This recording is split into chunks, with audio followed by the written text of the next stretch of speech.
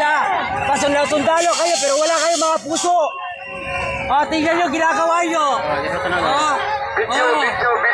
Klaro kayo video nyo. Yan ba yung OTT nyo? Yung pinapromise nyo gagawin?